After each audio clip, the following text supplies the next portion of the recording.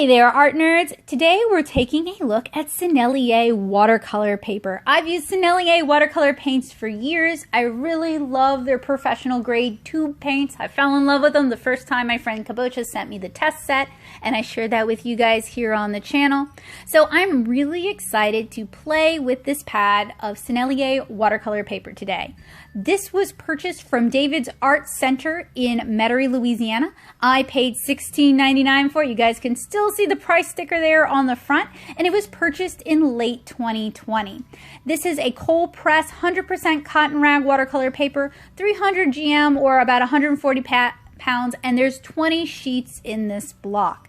You can also get this pad on Amazon through Cheap Joe's or through Blick, and I'll have all those links down in the description below, as well as a transcript of this video. If you're new here to the channel, hi, welcome! I hope you guys enjoy it. I'm Becca. I'm a watercolor artist, and I paint watercolor comics. If you're interested in checking out my art, I would love it if you headed over to Instagram.com/natosoup. I post art and snippets of my reviews over there all the time, or you can check out my comic at 7inchcara.com. I share it as a web comic. It's a beautiful watercolor comic, and I'd really love it if you guys gave it a read and let me know what you think. So when I review art supplies, I'm reviewing art supplies through that lens as a comic artist and illustrator, not particularly as a fine artist or as a graphic designer, but as somebody who likes to create comics. So normally when I'm painting Cara, I'm painting on Canson Montval, which is a cellulose watercolor paper. It's fairly economical when you're painting hundreds of comic pages,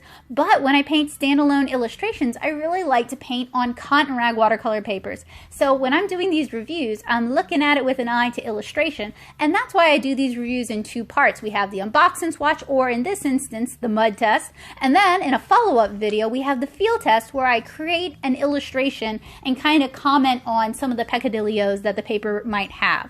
So today, we're doing the first part. We're going to be doing the mud test. Now, I also want to say that the back print is super tiny and hard to read, so I'll transcribe it and read it for you guys. In collaboration with internationally renowned watercolorists, Sennelier watercolor paper meets the rigors and demands of the most discerning artists. Sennelier watercolor is 100% cotton, mould-made, acid-free, and chlorine-free. These characteristics allow the paper to accept paint beautifully while ensuring longevity of the artwork. Offered in 3 surfaces, hot press, cold press, and rough, Sennelier watercolor paper is also available in 8 sizes of blocks glued on 4 sides. And there is a small triangular window on the front that allows the paper below to be damaged. Cool idea, poor execution. There's our little window. Now, something I think that's kind of cool about this is this block is bound with green glue, or maybe it's wax. Usually it's glue, but this instance it could be wax. So that's kind of fun and cool. And the different surfaces have different colors. So the green is the cold press, and they also have a red and a yellow. So we are going to begin by absolutely saturating this watercolor paper with some clean water. And I'm going to do the mud test using the Daniel Smith mixing palette. So these are half pans of Daniel Smith watercolors. I do really like this palette, and I find it granulates a lot. And I also find that a lot of the colors in this palette are very opaque. So I figure if any professional grade watercolor is going to turn to mud on a cheap paper, it would be this one. Not to say that the Sennelier watercolor paper is a cheap paper, but you know. And this is the palette that I use for a lot of these mud tests, so it's a bit of a standard of comparison for me. So with this test, I'm going to saturate the paper heavily, do multiple layers, check for buckling, kipping, lifting, and for mud. I'm going to check for color vibrancy once dried, and I'm going to check for wet into wet workability. So I really saturated the paper and allowed the water to just pool on the surface. This is a smaller pad, so I really don't expect much paper warping. I did no water control for the first layer of color, but this is a paper that benefits from good water control. It does tend to just kind of seep towards the bottom. The paper does buckle, particularly where the glue gaps. So where you're supposed to get the palette knife in, it will buckle there. And the paper began to bend up and separate from the pad, which is pretty disappointing considering Sennelier generally knows what they're doing and they make high quality products. So I'm just dousing it with color because we want to see if we can turn this into mud. The ideal is not to turn it into mud, but if it's going to turn into mud, I want to know it before I'm doing an illustration and I end up disappointed.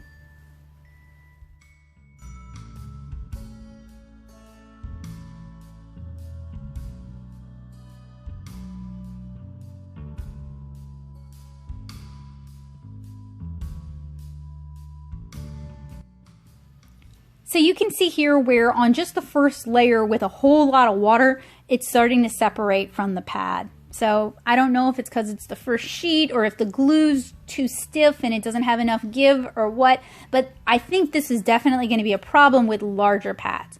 So after a couple of hours, I checked on it, the paper had dried, but I decided to resume the test the next day. So this is day 2. And I noticed upon opening that it dried, buckled at the opening in the glue, and the paper had separated from glue in a couple of places. The paper texture is still pronounced very similar to arches. So again, I really doused it with water. And I noticed a little bit of color movement, but not overly noticeable, not too bad. And I made no effort at water control. So you can see I just slathered on the water and we get some movement. Just a little bit, not too bad, but it's something you would want to be aware of. So then I start applying color. Again, no effort made at water control. If I'm basically doing worst case Ontario with this paper. I'm being mean to this paper.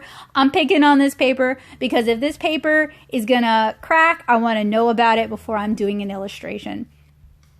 And you can see I'm just slopping it off the sides.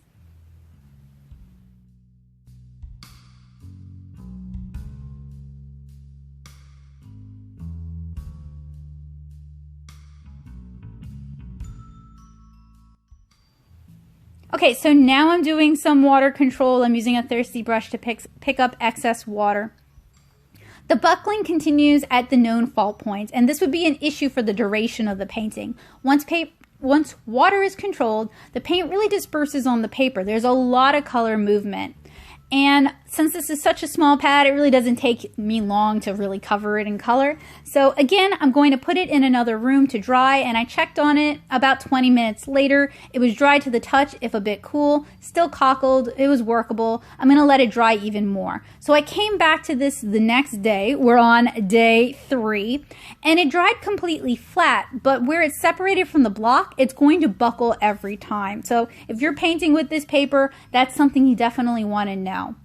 Again, I'm going to douse this paper with water because we want to put it through its paces. So you can see where it cockled the first time.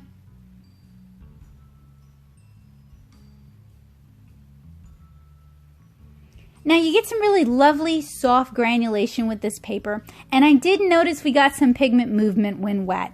This one, maybe not as good as the Paul Rubens if you're going to do layer after layer after layer of really soft fused wet washes. Now on a block this size, water control is essential. You don't have a whole lot of room. There's not really anywhere for it to go, and you guys can see how it just pulls up at the bottom. It just beads up. And I'd really like to try this brand at a larger size at some point. It's not bad, but it's so prone to buckling and ripping off the block. So again, I added a whole bunch of color. You can see no water control there. We've got a bead of water just at the bottom of the block.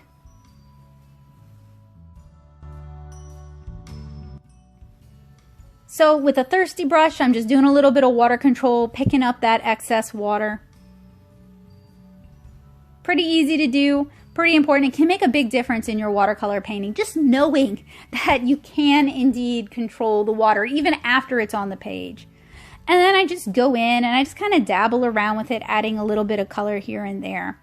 Because this is such a small block, like I said, it's really easy to just go real hog with it, have too much color, and then you can't actually tell anything. So I'm trying to use restraint here with this small block. And I do like small blocks of watercolor paper. I do use them pretty frequently, but one of the reasons I grabbed one this time is they're much more economical to review. I can't always afford to review the really big blocks. Big blocks get to be prohibitively expensive. You guys can kind of see how nicely the colors disperse when we just kind of sprinkle them on or splatter them on.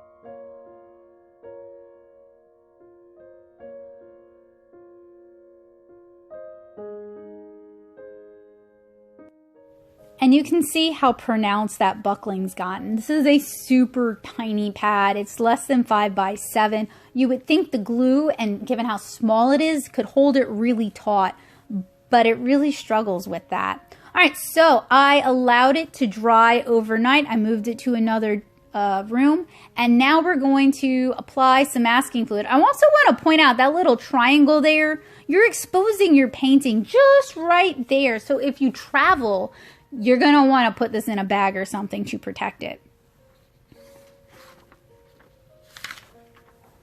So, as I've mentioned in some of the other paper reviews, masking fluid has ruined some papers for me. I'd mentioned Chizen, but frankly, the Chute Noblesse and the Paul Rubens don't like masking fluid either. So it's an important test that lets me know if this is going to be an issue to work out for. I do use masking fluid sometimes, but I'm not like married to using masking fluid the way some artists are. So it's just something good to know when going into each pad. Frankly, I could mark it on the front of the pad and that would be really helpful. So once the masking fluid dried, I just doused it with water and color. I want to see if we're going to have seepage issues underneath. That has happened on some papers. It hasn't happened recently. I have more problems with paper abrasion and the paper tearing when I remove it than I have with seepage. And I am using Winsor & Newton removable masking fluid. Consider it a PSA that I mention every time. Make sure it's removable and says removable, because the permanent stuff is legit permanent. It is not meant to be removed. I've met artists who are just kind of heartbroken by that because it was a piece they really, really, really liked and they kind of ruined it. So if I can save you that pain, I'm more than happy to do so.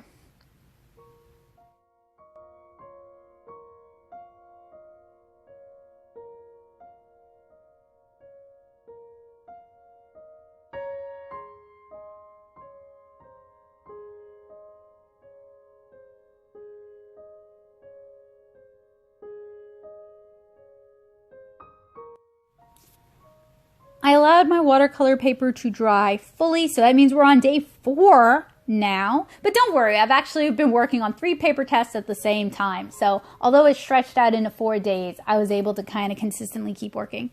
And I'm using a masking fluid pickup to pick up our masking fluid. Some folks can do it with just their fingers. I do not have that magic, so I have to use a masking fluid pickup. So I noticed there was a bit of abrasion, but it wasn't as bad as some of the other papers I've tested recently. I was able to peel off masking fluid in some areas, which, hey, maybe I do indeed have that magic touch. And you guys can see when I'm removing masking fluid, I do try to work slow, methodically. I'm not trying to damage the paper. I'm not actively trying to ruin the paper. I'm just kind of trying to remove the masking fluid the way I normally would. So it takes a little bit of patience, but I am able to get most of it up. And I did not notice any paint seepage underneath the masking fluid, so that shouldn't be an issue.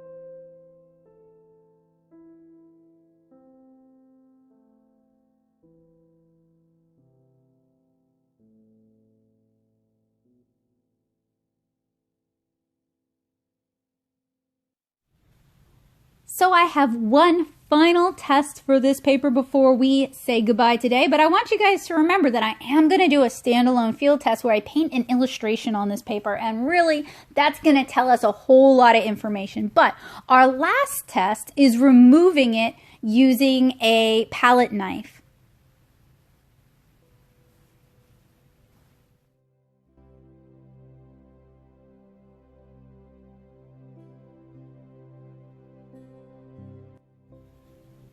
So the removal was a little bit difficult this time. It takes a bit of force and some hacking, but the paper removes without actually tearing. The green glue, or maybe it's wax, gets onto the page beneath, so you're going to want to brush that off. I don't know if it could discolor the page, but that's not really a risk we're taking now, is it?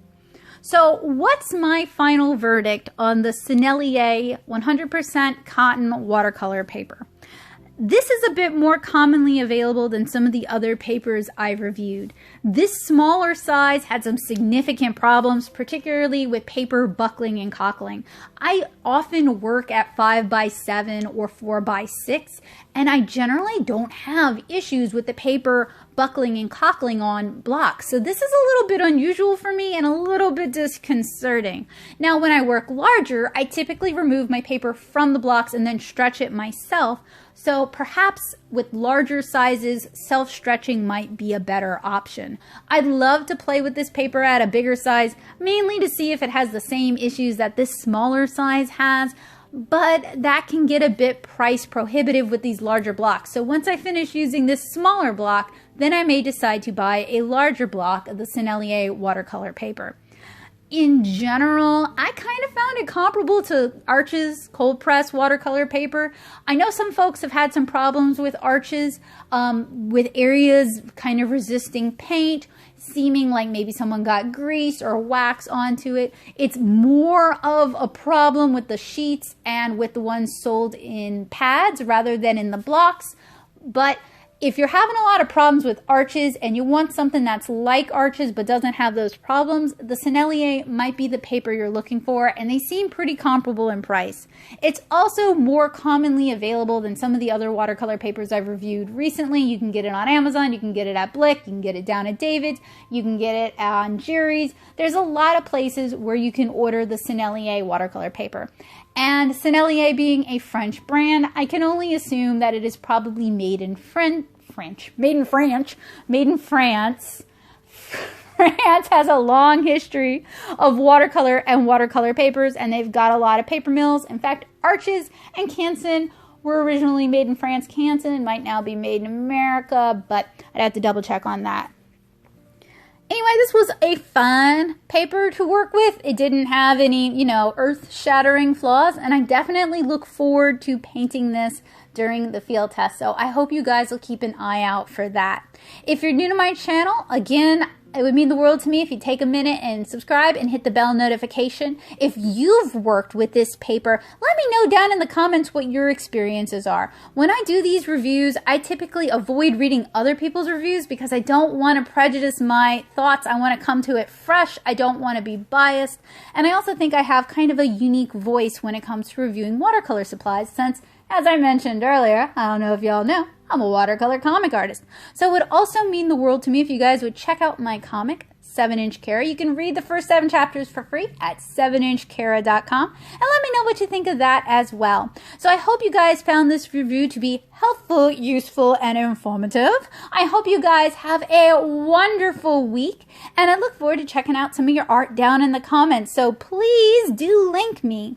I hope you guys have a wonderful day, and I hope to see you guys again soon. Bye, guys.